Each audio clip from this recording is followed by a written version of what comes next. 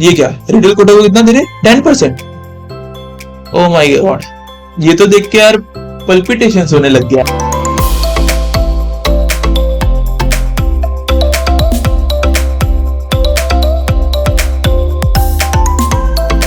Okay so welcome guys, आज के इस वीडियो के अंदर we gonna talk about KFin technologies limited IPO के बारे में। अब ये जो आईपीओ है, ये कंपनी को आपने बहुत बार देखा रहेगा। ये कंपनी म्यूचुअल फंड के अंदर जो अपना इन्वेस्ट करते हैं, फिर रिडीम करते हैं, वो सब के अंदर मदद करता है।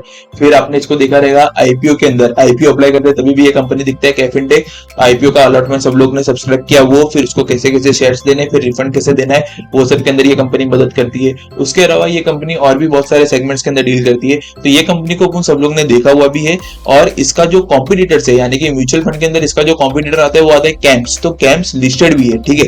और इसके अलावा जो अपना आईपीओ के अंदर आता है वो लिंकिंग टाइम है। तो लिंकिंग टाइम लिस्टेड नहीं है, मगर कैंप्स लिस्टेड है, ठीक है। तो ये इनके कॉम्पिटिटर्स का भी मैंने आपको बता दिया। अब देखते हैं कि इसके अंदर और क्या क्या इसके बिजनेस डिटेल्स है। तो KFin technologies limited is a leading technology driven financial service platform, India's largest investor solution provider to Indian mutual fund based on several AMC client services, ठीक है। अब इसका ये देख लेते हैं कि इनका जो बिजनेस सेगमेंट है वो कौन से व्हाट वी से बाइफरकेशंस के अंदर है। So the first thing that the company is into is the investor solutions, then issuer solutions और global business domestic mutual services, ठीक है।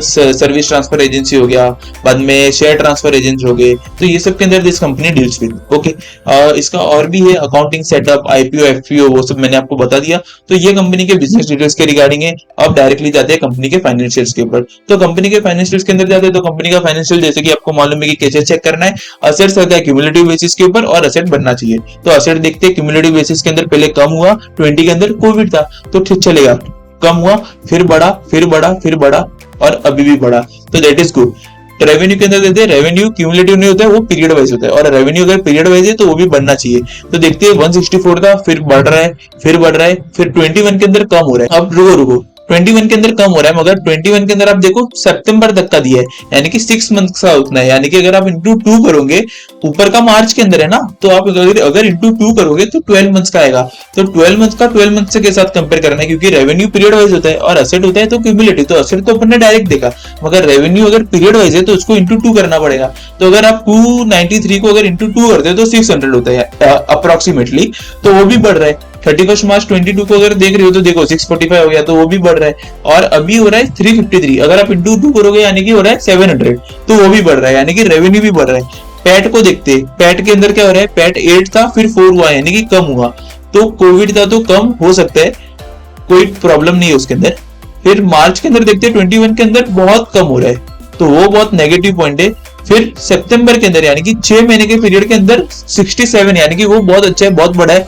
मार्च के अंदर 148 हो गया, ये भी बहुत बढ़ रहा है। और अभी 6 मंथ्स के अंदर 85, यानी कि 190 तक का इसका अब की बार भी जाने का वो है, प्रोबेबिलिटी है।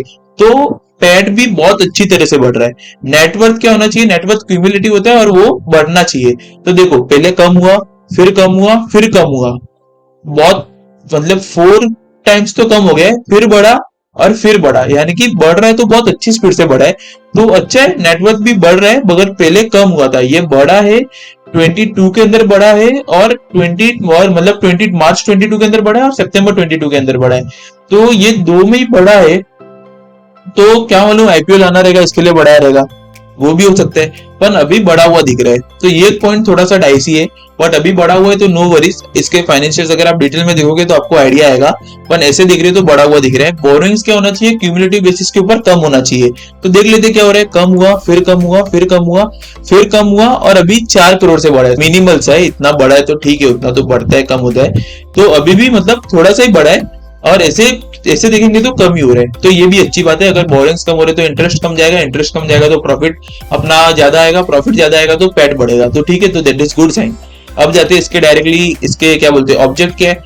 तो company will not receive any proceed from the offer and all such proceed will go to the promoter selling shareholder, यानी कि ऑफर फॉर सेल हो रहा है पूरा का पूरा, कंपनी को कुछ नहीं मिलने वाला है। तो ये बहुत डाइसी पॉइंट है कि यार मतलब ऐसे कैसे ऑफर फॉर सेल कर रहे हैं। और इसका ऑफर फॉर सेल है तो ऑब्वियसली क्या होगा, प्रमोटर होल्डिंग कम होगा, ठीक है।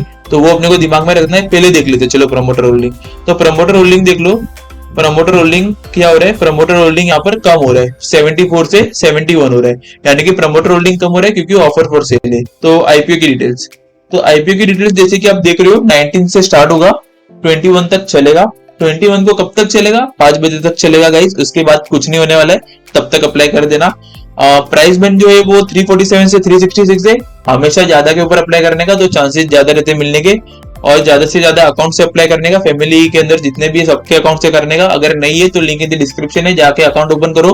अगर आप वहां से अकाउंट ओपन करते हो और तब की शुक्ला@gmail.com के ऊपर अगर आप मैसेज करते हो कि मैंने अकाउंट ओपन किया है यहाँ से, तो will add you in the exclusive group, जहां पर हम लोग बहुत सारा ये देते, स्टॉक रिलेटेड अपडेट्स देते, मार्केट के अपडेट्स देते, और स्टॉक को कैसे एनालाइज करने का, कैसे अप्रोच रखने का, व्यू करने का, वो सब सिखाते हैं। No recommendation, just for educational purpose करते हैं, ठीक है। तो वो वहां पर हम आपको ऐड कर देंगे, और भी बहुत सारे एक्सक्लूसिव बेनिफिट्स है जो आपको मिलेंगे। तो आप श्योर करिए कि आप वहां से अकाउंट ओपन कर रहे हो, ठीक है। 40 शेयर्स का लॉट है, 1500 करोड़ का इश्यू साइज है, और पूरा का पूरा ऑफर फॉर सेल है। अब देखते हैं कि रिटेल कोटा को कितना दे रहे, ये क्या रिटेल कोटा को कितना दे रहे, 10%। ओ माय गॉड, ये तो देख के यार पल्पिटेशन होने लग गया, ठीक है। तो मतलब 10% बहुत कम है रिटेल कोटा को, 10% नहीं होता है नॉर्मली, बट ठीक है 10% दे रहे रिटेल कोटा को तो बहुत कम है। टेंटेटिव टाइम टेबल के ऊपर आते, तो टेंटेटिव टाइम टेबल क्या बोल रहा है, 19 को स्टार्ट होगा, 21 तक चलेगा, 26 को अलॉटमेंट होगा, बेसिस ऑफ अलॉटमेंट। 27 को जिसको नहीं लगेगा उसको रिफंड आ जाएगा, तो कोई टेंशन नहीं है, रिफंड आएगा सबको। बाद में देखते हैं कि क्रेडिट ऑफ शेयर्स हो जाएगी 28 को, और 29 को लिस्टिंग हो जाएगा। थोड़ा बहुत ऊपर नीचे गाइस हो सकता है इसके अंदर, बिकॉज यार मार्केट है, कभी भी कुछ भी थोड़ा बहुत ऊपर नीचे हो सकता है, ठीक है।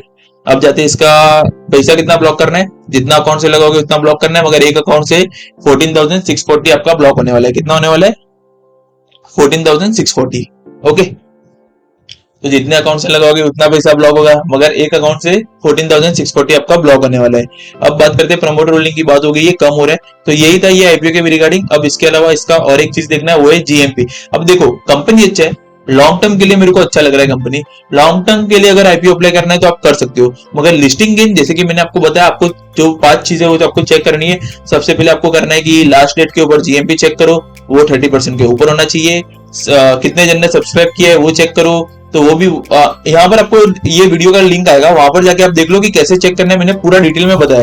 तो आप सेकंड पॉइंट है कि आप ये सब्सक्रिप्शन स्टेटस क्या है वो चेक कर लो, वो 20-25 से ज्यादा होना चाहिए। बाद में अपन लोग देखेंगे कि ये कंपनी की डिटेल्स, यानी कि कंपनी अच्छी होनी चाहिए। बाद में थर्ड पॉइंट आता है कि अपना जितने ज्यादा से ज्यादा अकाउंट से आप अप्लाई कर सकते हो उतने ज्यादा से ज्यादा अकाउंट से आप अप्लाई करिए।